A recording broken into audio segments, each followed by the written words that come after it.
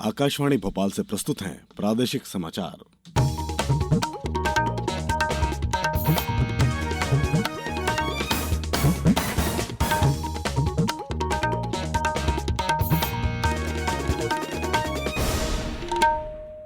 नमस्कार, समाचारों के साथ मैं शरद बाघेला। सबसे पहले इस बुलेटिन के मुख्य समाचार। विश्व वेटलैंड दिवस पर आज इंदौर में अंतर्राष्ट्रीय सम्मेलन का आयोजन। लोकसभा में पेश कल अंतरिम बजट को मुख्यमंत्री ने बताया सर्वस्पर्शी बजट। रोजगार दिवस के अवसर पर प्रदेश में जिला स्तरीय कार्यक्रमों में युवाओं को दिए गए हित लाभ। और भारत और इंग्लैंड के बीच आज से विशाखापत्तनम में दूसरे क्रिकेट टेस्ट मैच की होगी शुरुआत। अब समाचार विस्तार से। विश्व वेटलैंड दिवस पर आज इंदौर में अंतर्राष्ट्रीय सम्मेलन का आयोजन किया गया है। इंदौर की रामसर साइट सिरपुर तालाब पर आयोजित इस कार्यक्रम में मुख्यमंत्री डॉक्टर मोहन यादव मुख्य अतिथि और केंद्रीय पर्यावरण राज्य मंत्री अश्विनी चौबे विशेष अतिथि के रूप में उपस्थित रहेंगे।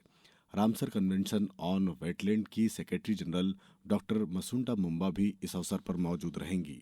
विश्व वेटलैंड्स दिवस पर आज इस कार्यक्रम का आयोजन केंद्रीय पर्यावरण, वन एवं जलवायु परिवर्तन मंत्रालय, मध्य प्रदेश राज्य वेटलैंड प्राधिकरण और नगर पालिक निगम इंदौर के संयुक्त सहयोग से किया गया है। कार्यक्रम में देश के सभी राज्यों के अधिकारी, वैज्ञानिक तथा देश की 80 रामसर साइट्स के प्रबंधक सहित 200 से अधिक विशेषज्ञ सम्मिलित हो रहे हैं। मध्य प्रदेश में तालाबों की संख्या लगभग 15,000 से अधिक है।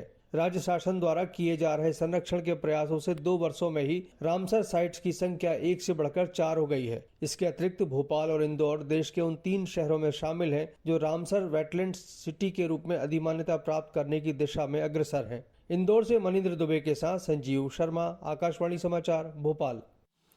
मुख्यमंत्री डॉक्टर मोहन यादव ने कहा कि बजट सर्वहितैषी और सर्वस्पर्शी है।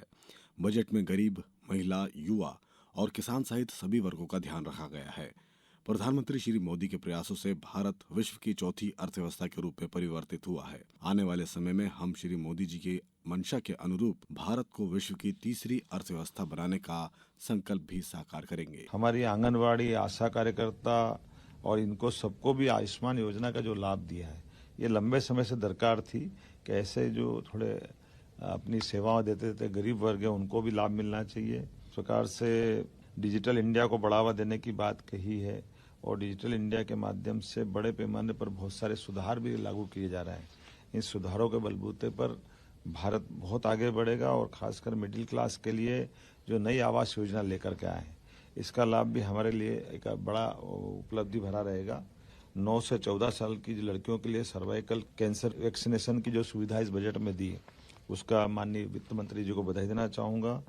आगामी समय में हमारे लिए जो रूफ टॉप सोलर प्लांट के अंतर्गत जो नई योजना बनाई गई, जिसके माध्यम से 1 करोड़ घरों में 300 यूनिट बिजली के बिल की बचत का रास्ता निकाला जाएगा।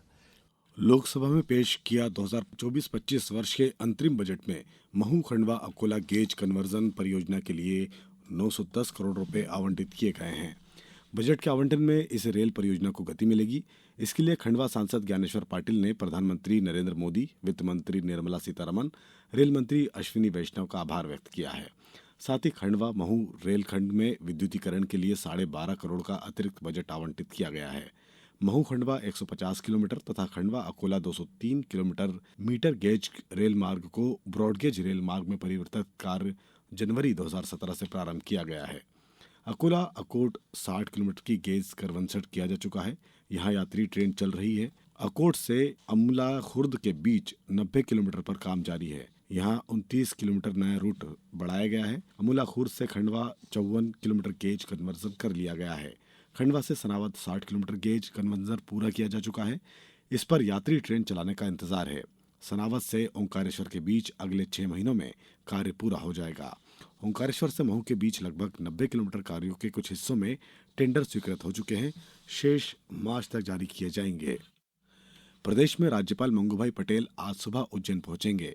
राज्यपाल गोल्डन जुबली ऑडिटोरियम विक्रम विश्वविद्यालय में राष्ट्रीय शिक्षा नीति 2020 के कार्यान्वयन के लिए विक्रम विश्वविद्यालय उज्जैन और विश्वविद्यालय अनुदान आयोग नई दिल्ली द्वारा गठित मध्य क्षेत्रीय कुलपति समिति के अधिवेशन कार्यक्रम में भाग लेंगे। अब समाचारों में वक्त है एक ब्रेक का। ये समाचार आप आकाशवाणी भोपाल से सुन रहे हैं। हमारे समाचारों को अब आप कभी भी और कहीं भी अपनी सुविधा के अनुसार सुन सकते हैं। ये समाचार बुलेटिन YouTube, ट्विटर और फेसबुक पर AIR न्यूज भोपाल पेज पर भी सुने जा सकते हैं।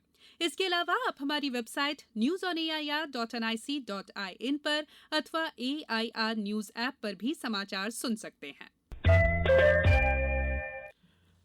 ब्रेक के बाद समाचारों में एक बार फिर आपका स्वागत है।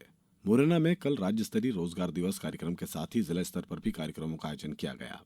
इंदौर में 23 युवाओं को रोजगार से जोड़ने के लिए विभिन्न स्वरोजगार मूलक योजनाओं में 1,36,00,000 रुपए का लोन दिया गया।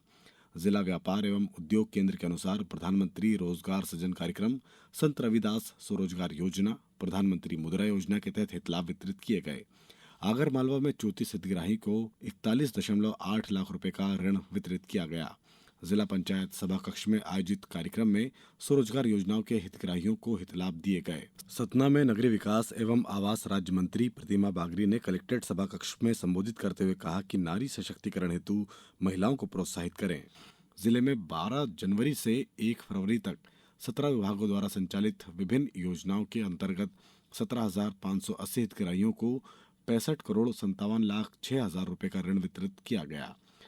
बैतूल में जिला स्तरीय रोजगार दिवस का आयोजन शासकीय ITI में किया गया। 20 युवा उद्यमियों को स्वरोजगार योजना के तहत अपना उद्योग स्थापित करने के लिए ऋण पत्रक वितरित किए गए। दूसरे टेस्ट मैच में भारतीय पुरुष क्रिकेट टीम का सामना आज विशाखापत्तनम में इंग्लैंड से होगा।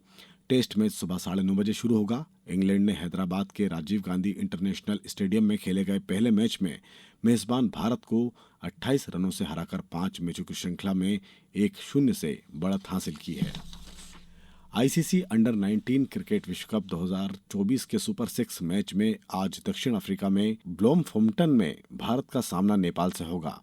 मैच दोपहर 1:30 पर शुरू होगा। मौजूदा चैंपियन भारत ने अपने आखिरी मैच में न्यूजीलैंड को 214 रनों से हराया था, जबकि प्रतिद्वंदी नेपाल को बांग्लादेश से बड़ी हार का सामना करना पड़ा था। अगर भारत ये मैच जीत लेता है तो वो सेमीफाइनल में जगह पक्की कर लेगा। मध्य प्रदेश में इन दिनों राजस्व महाअभियान जारी है। पिछले 15 दिन में 1,24,000 राजस्व प्रकरणों का निराकरण किया गया है। राजस्व मंत्री करण सिंह वर्मा संभाग और जिलों में पहुंचकर महाअभियान की समीक्षा कर रहे हैं। 15 जनवरी से राजस्व महाअभियान शुरू हुआ। महाअभियान 29 फरवरी तक चलेगा। इसमें नामांतरण, बंटवारा, सीमांकन और अभिलेख दुरुस्तीकरण के 2,44,352 राजस्व प्रकरणों के निराकरण का लक्ष्य रखा गया है। अब कुछ समाचार संक्षेप में। जबलपुर में उप मुख्यमंत्री और लोक स्वास्थ्य एवं परिवार कल्याण चिकित्सा शिक्षा मंत्री राजेंद्र शुक्ल की अध्यक्षता में कल मेडिकल कॉलेज और हॉस्पिटल की सामान्य परिषद की बैठक आयोजित की गई। भारतीय सुरक्षा दस्ता परिषद नई दिल्ली के साथ भारत सरकार पसारा एक्ट 2005 के अंतर्गत security skills counselling India limited Neemuch Jhabua जिले में शिक्षित युवाओं को सुरक्षा सैनिक के पद पर भर्ती कैंपों का आयोजन कर रहा है।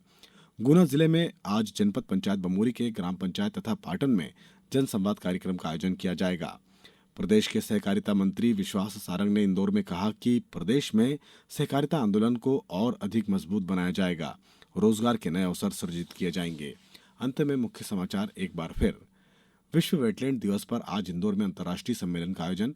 लोकसभा में पेश कल अंतरिम बजट को मुख्यमंत्री ने बताया सर्वस्पर्शी बजट। रोजगार दिवस के अवसर पर प्रदेश में जिला स्तरीय कार्यक्रमों में युवाओं को दिए गए हितलाभ। और भारत और इंग्लैंड के बीच आज से विशाखापट्टनम में दूसरे क्रिकेट टेस्ट मैच की होगी शुरुआत। इस बुलेटिन में बस इतना ही। दीजिए अनुमति। नमस्कार।